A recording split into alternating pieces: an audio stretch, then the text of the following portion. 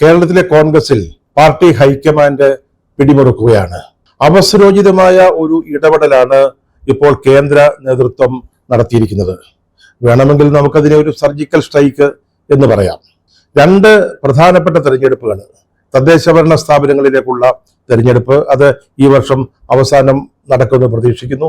പിന്നീട് മെയ് മാസത്തിലോ ഏപ്രിലോ നടക്കാൻ പോകുന്ന നിയമസഭാ തെരഞ്ഞെടുപ്പ്, അത് രണ്ടും തൊട്ടു മുമ്പിൽ വന്ന് നിൽക്കുമ്പോഴാണ് കോൺഗ്രസ് ഹൈക്കമാൻഡ് കേരളത്തിലെ കോൺഗ്രസിന് അനിവാര്യമായ ഒരു ചികിത്സാ പദ്ധതിയുമായിട്ട് മുന്നോട്ട് വന്നിരിക്കുന്നത്. കേരളത്തിലെ കോൺഗ്രസിലെ ശക്തമായ അതൃപ്തിയും അതുപോലെ തന്നെ അഭിപ്രായ വ്യത്യാസങ്ങളും നിലനിന്നിരുന്നു. യൂത്ത് കോൺഗ്രസ് പ്രസിഡന്റിന്റെയും വർക്കിംഗ് പ്രസിഡന്റിന്റെയും നിയമനം, അതുപോലെ തന്നെ KPCC ജനറൽ സെക്രട്ടറിമാരുടെയും വൈസ് പ്രസിഡന്റുമാരുടെയും ലിസ്റ്റ്, ഇതൊക്കെ പാർട്ടിക്കുള്ളില് വല്ലാത്ത അതൃപ്തി ഉണ്ടാക്കിയ കാര്യങ്ങളായിരുന്നു. ഒക്ടോബർ 16-നാണ് KPCC ജനറൽ സെക്രട്ടറിമാരെയും പുതിയ വൈസ് പ്രസിഡന്റുമാരെയും നിയമിച്ചത്. പക്ഷെ അവർക്ക് ഇതുവരെ ചുമതലയേൽക്കാൻ സാധിച്ചിട്ടില്ല. അതിനുവേണ്ടി ഒരു യോഗം വിളിക്കുന്നതിന് KPCC നേതൃത്വത്തിന് ഇതുവരെ പറ്റിയിട്ടില്ല. ഒക്ടോബർ 13-നാണ് യൂത്ത് കോൺഗ്രസ് പ്രസിഡന്റിനെയും അതുപോലെ വർക്കിംഗ് പ്രസിഡന്റിനെയും നിയമിച്ചത്. അവര് ചുമതലയേറ്റത് കഴിഞ്ഞ ദിവസമാണ്. അതിന്റെയൊക്കെ കാരണം വലിയ തോതിൽ പാർട്ടിക്കുള്ളിൽ ഉണ്ടായിരുന്ന അതൃപ്തിയാണ്, അല്ലെങ്കിൽ അഭിപ്രായ വ്യത്യാസമാണ്. പണ്ടൊക്കെ കോൺഗ്രസിലെ രണ്ട് ഗ്രൂപ്പുകൾ തമ്മിലുള്ള തർക്കമായിരുന്നു, അവകാശവാദമായിരുന്നു. പലപ്പോഴും അതിന്റെ പേരിൽ ഗ്രൂപ്പുകൾ മല്ലടിച്ചിട്ടുണ്ട്. പക്ഷേ ഒരു തീരുമാനമായി കഴിഞ്ഞാൽ ഇരുകൂട്ടരും സംസാരിച്ച് ഹൈക്കമാൻഡുമായി ചർച്ച ചെയ്ത് ഒരു തീരുമാനമായി കഴിഞ്ഞാൽ പ്രശ്നങ്ങൾ അവിടെ തീരുമായിരുന്നു. പക്ഷേ ഇപ്പോൾ അങ്ങനെയല്ല, ഗ്രൂപ്പുകൾ ഇല്ലെന്നാണ് പറയുന്നത്. പക്ഷേ ചെറു ഗ്രൂപ്പുകളും അതുപോലെ തന്നെ വ്യക്തികളും വലിയ വലിയ അവകാശവാദങ്ങളുമായിട്ട് രംഗത്ത് വന്നു.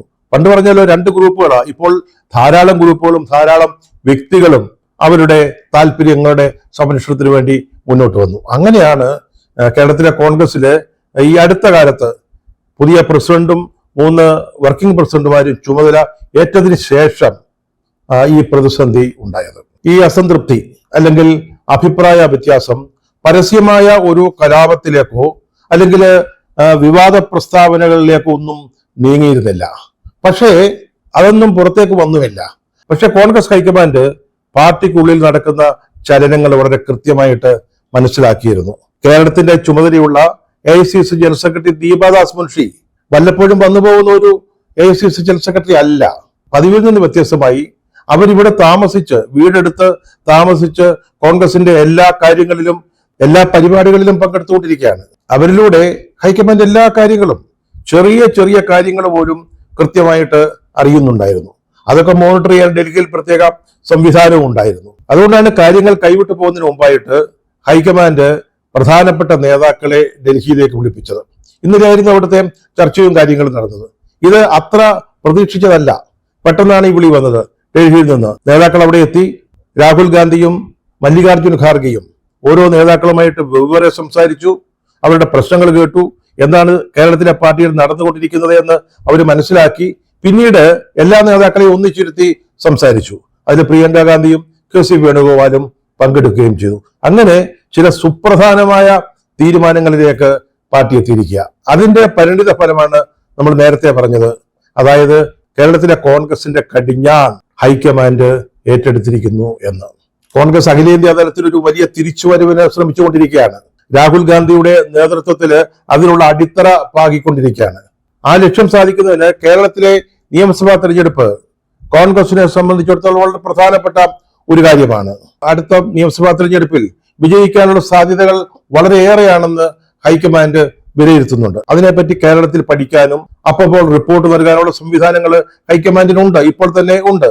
ഇവിടെ ഇപ്പോൾ സജീവമായിരിക്കുന്ന ശബരിമലയിലെ സ്വർണ്ണ കവർച്ച, അതുപോലെ തന്നെ PM ശ്രീ കരാർ ഒപ്പുവെച്ചതിന്റെ പേരിൽ CPM-ഉം CPI-യും തമ്മിൽ നിലനിൽക്കുന്ന വലിയ ആഴത്തിലുള്ള അഭിപ്രായ വ്യത്യാസം, ആശാ വർക്കർമാരുടെ സമരം, ന്യൂനപക്ഷങ്ങളുടെ അസംതൃപ്തി, സർവോപരി ഈ ഗവൺമെന്റിനെതിരായിട്ടുള്ള ഭരണവിരുദ്ധ വികാരം, ഇതൊക്കെ തെരഞ്ഞെടുപ്പിൽ UDF-ന് വളരെ അനുകൂലമായ സാഹചര്യങ്ങൾ ഉണ്ടാക്കുമെന്ന് ഹൈക്കമാൻഡ് വിലയിരുത്തുന്നുണ്ട്. ഇപ്പൊ CPM-ഉം CPI-യും തമ്മിലുള്ള തർക്കം പരിഹരിച്ചാൽ തന്നെ അവരുടെ ഇടയിൽ വലിയ വിടവ് സൃഷ്ടിക്കപ്പെട്ടു കഴിഞ്ഞു. ഇതൊക്കെ പ്രയോജനം ചെയ്യും. അപ്പോൾ കോൺഗ്രസ് എന്താണ് ചെയ്യേണ്ടത്? ഐക്യത്തോടുകൂടി യാതൊരു അഭിപ്രായ വ്യത്യാസവും പുറത്തു കാട്ടാതെ നിൽക്കണം. UDF ഒന്നിച്ചു നിൽക്കണം. അതിനുള്ള വഴികളാണ് ഇപ്പോൾ ഹൈക്കമാൻഡ് അന്വേഷിച്ച് കണ്ടെത്തിയിരിക്കുന്നത്.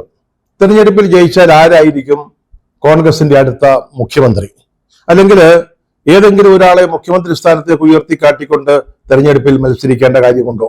ഇത് കേരളത്തിലെ കോൺഗ്രസിലെ ഒരു പ്രധാന ചർച്ചാ വിഷയമാണ്. സംശയമില്ലാത്ത കാര്യമാണ്. ഇവിടെ മുഖ്യമന്ത്രിമാരാവാൻ യോഗ്യതയുള്ള ധാരാളം നേതാക്കൾ കോൺഗ്രസിലുണ്ട്. പണ്ട് അങ്ങനെയല്ല, യോഗ്യതയുള്ളവരില്ലെന്നല്ല, പക്ഷേ മുഖ്യമന്ത്രി സ്ഥാനത്തേക്ക് ആരും എതിർക്കാത്ത നേതാക്കന്മാരുണ്ടായിരുന്നു, ഓരോ നേതാക്കന്മാരുണ്ടായിരുന്നു.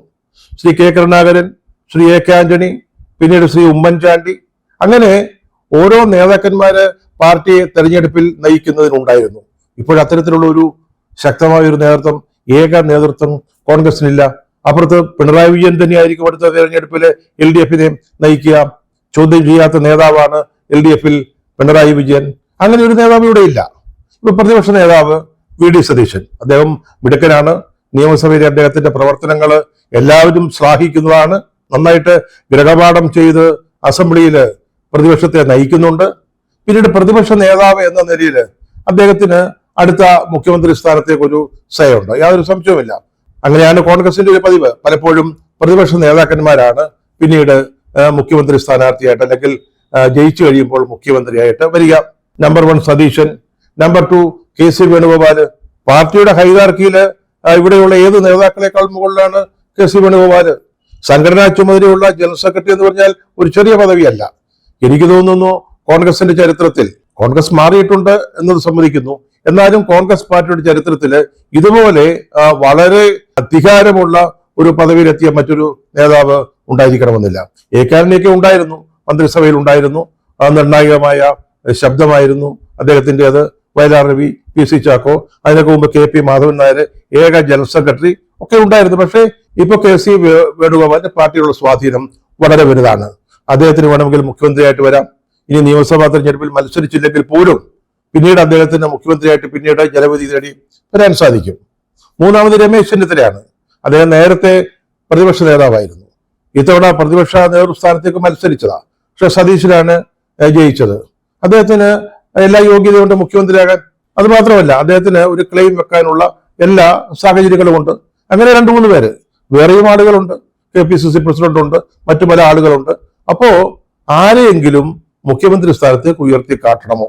അപ്പോ ഇവരിൽ ആരായിരിക്കും ജയിച്ചാൽ മുഖ്യമന്ത്രി ആവുക?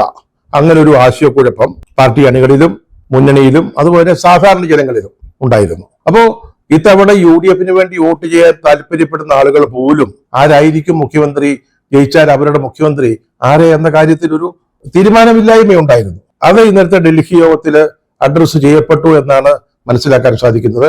അങ്ങനെ ആരെയും മുഖ്യമന്ത്രി സ്ഥാനത്തേക്ക് ഉയർത്തിക്കാട്ടേണ്ട കാര്യമില്ല. തെരഞ്ഞെടുപ്പിന് ശേഷം UDF ജയിക്കുകയാണെങ്കിൽ അപ്പോൾ തീരുമാനിച്ചാൽ മതി എന്നൊരു തീരുമാനമാണ് ഉണ്ടായിരിക്കുന്നത്. മറ്റൊരു പ്രധാനപ്പെട്ട തീരുമാനം, ഇപ്പോഴത്തെ പൊളിറ്റിക്കൽ അഫയേഴ്സ് കമ്മിറ്റിയുടെ മുകളിൽ ഒരു കോർ കമ്മിറ്റി രൂപവൽക്കരിക്കുക. കോൺഗ്രസിന്റെ ദൈനംദിന പ്രവർത്തനങ്ങൾക്ക് ചുക്കാൻ പിടിക്കുന്നതിന്, അപ്പോൾ ആവശ്യമായ തീരുമാനങ്ങൾ എടുക്കുന്നതിന് 15-16 അംഗങ്ങളുള്ള ഒരു കോർ കമ്മിറ്റി. അതിന്റെ ഘടന എന്തായിരിക്കണം എന്ന കാര്യത്തിലും ഒരു തീരുമാനമുണ്ടായിട്ടുണ്ട്. ആ സമിതിയിൽ ഇവിടെ നിന്നുള്ള AICC ജനറൽ സെക്രട്ടറിമാര് സ്വാഭാവികമായിട്ടും KC വേണുഗോപാലും ദീവാദാസ് മുൻഷിയും ഉണ്ടാവും. അതുപോലെ വർക്കിംഗ് കമ്മിറ്റി അംഗങ്ങള് ശ്രീ A K ആന്റണി ഉണ്ട്, ശ്രീ രമേശ് ചെന്നിത്തല, ശ്രീ ശശി തരൂർ, ശ്രീ കൊടിക്കുന്നിൽ സുരേഷ്. ഇവർ 4 പേര്. നമ്മൾ നേരത്തെ പറഞ്ഞ 2 ജനറൽ സെക്രട്ടറിമാരും വർക്കിംഗ് കമ്മിറ്റിയിൽ വരുന്നവരാണ്. വർക്കിംഗ് കമ്മിറ്റി അംഗങ്ങൾ എന്ന നിലയിൽ തന്നെ ഇവർ 4 പേരുണ്ട്. പിന്നീട് KPCC പ്രസിഡന്റ്, 2 വർക്കിംഗ് പ്രസിഡന്റുമാര്, പ്രതിപക്ഷ നേതാവ്, പിന്നീട് KPCCയുടെ മുൻ പ്രസിഡന്റുമാര് K Sudhakaran, Mullappally Ramendran, VM Sudheeran, MM Hasan, K Muraleedharan. അങ്ങനെ 15-16 പേര് അടങ്ങുന്ന ഒരു കമ്മിറ്റി. അവർക്കായിരിക്കും പാർട്ടിയുടെ കാര്യങ്ങൾ തീരുമാനിക്കുന്നതിനുള്ള അധികാരം.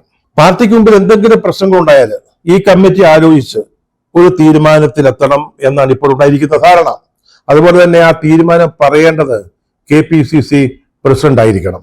KPCC പ്രസിഡന്റ് ഹൈക്കമാൻഡ് കൃത്യമായ നിർദ്ദേശം ഇത് സംബന്ധിച്ച് നൽകിയിട്ടുണ്ട്. അങ്ങനെ വരുമ്പോൾ വലിയ പ്രസ്താവന യുദ്ധങ്ങൾ ഒത്തിരി ഒഴിവാകും. ഇവിടെ ആളെടുത്തവരെല്ലാം വെളിച്ചപ്പടന്മാരെ പോലെ എല്ലാ വിഷയങ്ങളിലും എല്ലാ കാര്യങ്ങളിലും പ്രസ്താവന നടത്തിക്കൊണ്ടിരിക്കുക. പ്രതിപക്ഷ നേതാവ് ചെയ്യേണ്ട പ്രസ്താവന അതിനേക്കാൾ മുമ്പിൽ മറ്റൊരാൾ ചെയ്യും. KPCC പ്രസിഡന്റ് പറയേണ്ട കാര്യം അതിനേക്കാൾ മുമ്പിൽ വേറെ ചിലർ പറയും. ഈ ഒരു രീതിയാണ് ഇവിടെ നടന്നുകൊണ്ടിരിക്കുന്നത്. ഇനി പ്രധാനപ്പെട്ട പ്രശ്നങ്ങളിൽ KPCC പ്രസിഡന്റ് പാർട്ടിയുടെ നിലപാട് പറയും. UDFിന്റെ നിലപാട് പ്രതിപക്ഷ നേതാവ് പറയും. ഇതാണ് ഉണ്ടായിരിക്കുന്ന മറ്റ് ധാരണകൾ.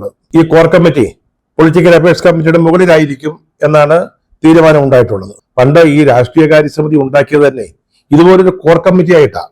വലിയ ജംബോ ഭരണസമിതി വന്നപ്പോൾ ധാരാളം ജനറൽ സെക്രട്ടറിമാരും എക്സിക്യൂട്ടീവ് അംഗങ്ങളും ഒക്കെ വന്നപ്പോൾ അവരെ എല്ലാവരെയും വിളിച്ച് ചർച്ച ചെയ്ത് തീരുമാനങ്ങൾ എടുക്കുക പ്രായോഗികമല്ലെന്ന് വന്നപ്പോഴാണ് ഈ പൊളിറ്റിക്കൽ അഫയേഴ്സ് കമ്മിറ്റി ഉണ്ടായത്.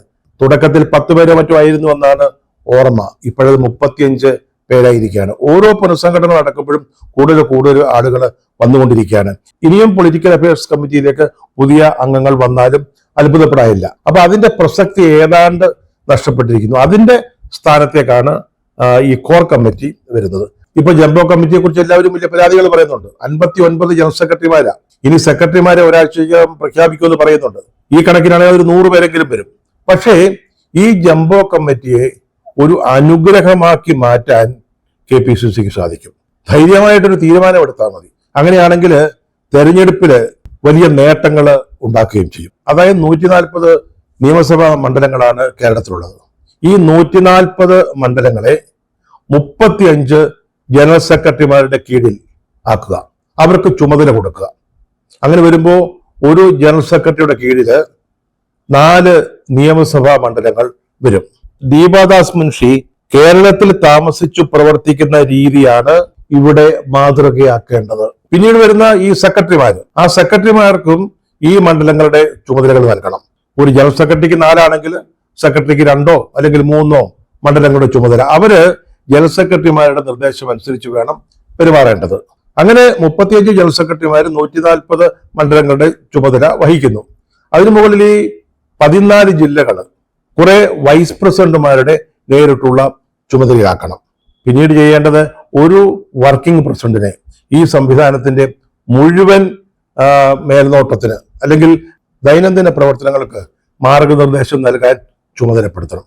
ഇതൊരു വലിയ വർക്ക് ഫോഴ്സ് ആയിട്ട് മാറ്റാൻ KPCCക്ക് സാധിക്കും. ഒരു സുസംഘടിത പ്രവർത്തനത്തിന് പറ്റിയൊരു സംവിധാനമായിട്ട് ഇതിനെ മാറ്റാൻ പറ്റും. ഇതിനെ നന്നായി ഉപയോഗിച്ചാൽ സെക്രട്ടറിമാരും ജനറൽ സെക്രട്ടറിമാരും വൈസ് പ്രസിഡന്റുമാരും അവരെ ഏൽപ്പിക്കുന്ന ഉത്തരവാദിത്തങ്ങൾ കൃത്യമായിട്ട് നിർവഹിച്ചാൽ തെരഞ്ഞെടുപ്പില് കോൺഗ്രസിന് ഇതുവരെ ഇല്ലാത്ത രീതിയിലുള്ള കെട്ടുറപ്പുള്ള ഒരു പ്രവർത്തന സംവിധാനം ബ്ലോക്ക് ലെവൽ മുതൽ മുകളിലോട്ട് അത് കൊണ്ടുവരുന്നതിന് സാധിക്കും. അതിന് KPCC ആണ് നേതൃത്വം കൊടുക്കേണ്ടത്.